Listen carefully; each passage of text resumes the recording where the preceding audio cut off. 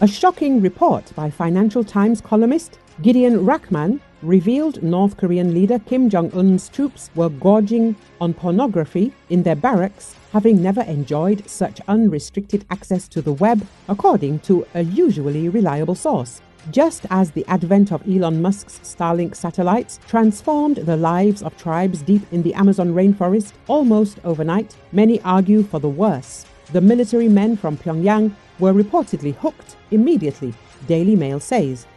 It is noted that though full internet access is available for high-level officials and military figures in North Korea, the majority of citizens are only granted access to Kwangmyong or the Bright Star network. This is the pariah state's only sanctioned web service and is a heavily firewalled and restricted version of the internet, which does not permit access to any foreign websites, media or news services, and is instead replete with state propaganda.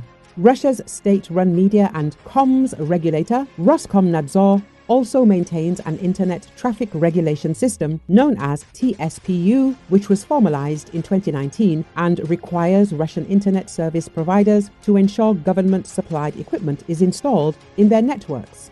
But virtual private networks, tools that allow internet users to encrypt their data and mask their IP addresses to access sites abroad, are not yet banned and are widely used to circumvent the censors. Recall the North Korean troops in Russia have been divided into two units, one made up of assault troops and another of support troops who will organize the defense of territory captured from Ukrainian forces.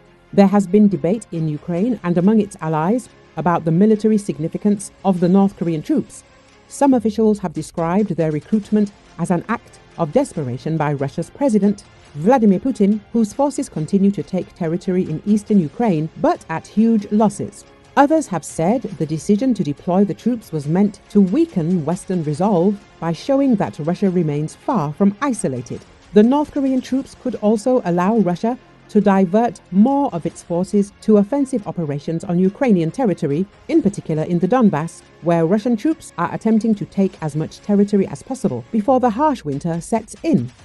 It is not clear what Putin promised North Korean leader, if anything, in exchange for the troops. For now, American officials say they have seen no evidence of a quid pro quo. But there are concerns that Russia might provide some kind of significant military assistance that could enhance the danger North Korea poses to its neighbors and the United States.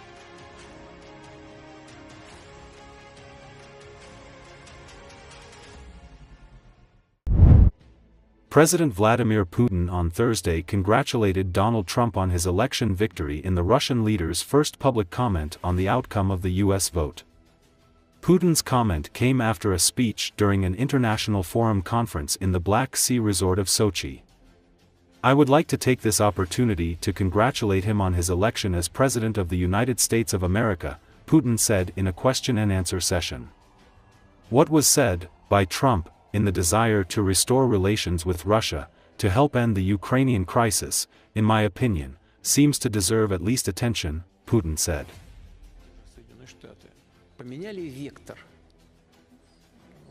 Я не хочу сейчас комментировать то, что было сказано в ходе избирательной борьбы.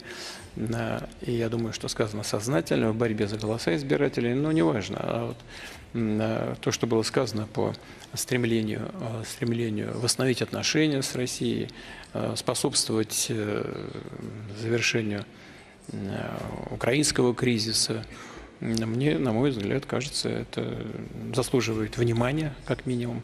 И я, пользуясь случаем, хочу поздравить его с избранием на пост президента Соединенных Штатов Америки. Я уже говорил, что мы будем работать с любым главой государства, которому окажет доверие американский народ. Так будет действительно и на практике.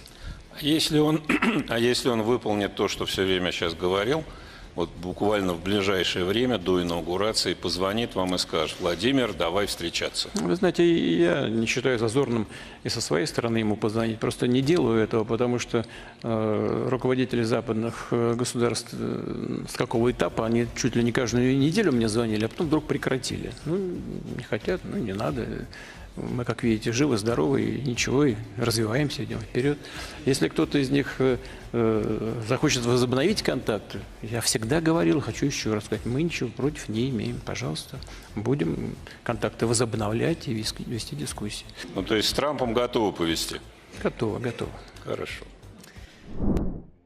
South Korea's President Yoon Suk-yeol said Thursday he is not ruling out supplying weapons to Ukraine. Yoon said that Seoul may start with sending defensive weapons to Ukraine if it decides to provide weapons to support the country in its war with Russia. Yoon said his government will continue assessing the situation and monitor the level of North Korean troops' involvement in the war. Yoon said he also discussed North Korea's provocations, including trash balloons, GPS jamming and missile provocations, with the former US President and now President-elect Donald Trump in a phone conference. The leaders agreed that they should meet as soon as possible, Yoon said.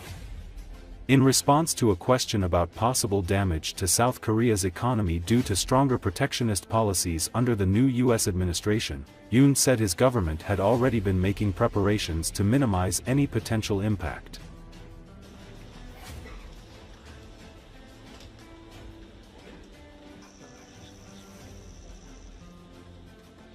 뭐라고 반대 세력이든 뭐든 딱 너를 공격을 하면 좀 네가 어쨌든 지지율을 올리는 무슨 보관을 가지고 인도주의 평화주의 관점에 지원해서 이제는 좀 북한군의 관여 정도에 따라서 단계별로 우리가 지원 방식을 좀 바꿔나간다. 그래서 무기 지원이라는 것도 배제하지 않는다라고 하는 것이고요. 앞으로 그건 좀 상황을 더 봐야 될 것 같습니다. 만약에 무기 지원을 하면 저희는 어찌됐든 방어 무기부터 우선적으로 고려하고 있습니다. 네. 잘 좀 해야 되겠다는 생각이 들고요. 이런 게 좀 강한 것 같습니다. 잘 써서 좀 해달라. 그런 얘기도 있을 거란 말입니다. 그래서 아마 트럼프 대통령 시기에도 이런 한미일 소위 삼각 이 협력은 잘 진행이 될 거라고 생각을 합니다.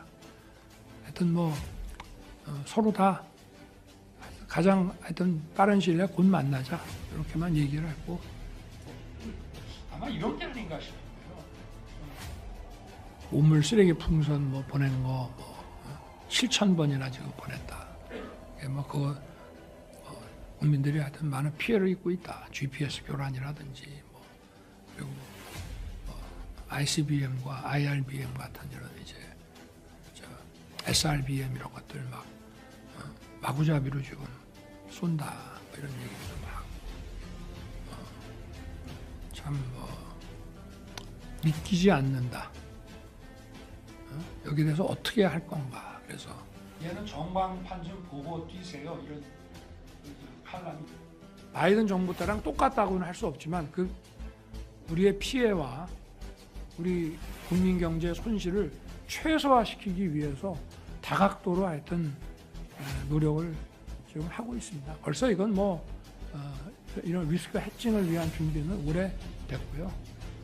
경북 지역의 지표가 달라진 거는